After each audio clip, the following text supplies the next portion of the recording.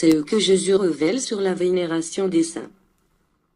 Je vous donne ces leçons, parce que vous avez transformé l'esprit de nombre juste en divinité, auquel vous adressez des requêtes, et que vous adorez comme s'il s'agissait des dieux. Ô humanité, que d'ignorance! De quelle manière les hommes peuvent-ils juger la sainteté et la perfection d'un esprit? En considérant seulement ses actions humaines? Je suis le premier à vous dire d'imiter les bons exemples que vos frères ont écrits par le biais de leurs actions, de leur vie, de leurs vertus, et lorsque vous vous souvenez d'eux, je vous dis aussi d'attendre leur aide spirituelle et leur influence. Mais, pourquoi leur édifiez-vous des autels qui n'ont d'autre utilité que d'offenser l'humilité de leurs esprits?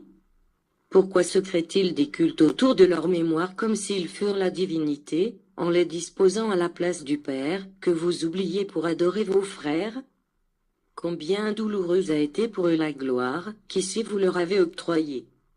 Que savent les humains de mon jugement à propos de ceux qu'ils appellent saints? Que connaissent-ils de la vie spirituelle de ces êtres, ou de la situation que chacun s'est forgée devant le Seigneur? Que personne n'imagine qu'avec ces révélations, je vienne effacer de votre cœur les mérites que mes serviteurs ont accomplis parmi l'humanité? Tout au contraire, je veux que vous sachiez que la grâce qu'ils ont trouvée en moi est grande et que je leur concède, aussi par vos oraisons. Mais il est impérieux que vous annihiliez votre ignorance, de laquelle proviennent le fanatisme religieux, idolâtrie et la superstition. Si vous sentez que l'esprit de ces êtres flotte dans votre vie, confiez en eux qui font partie du monde spirituel, afin qu'ensemble, eux et vous unis sur le chemin du Seigneur, vous consommiez l'œuvre de fraternité spirituelle, cette œuvre que je considère le résultat de tous mes enseignements.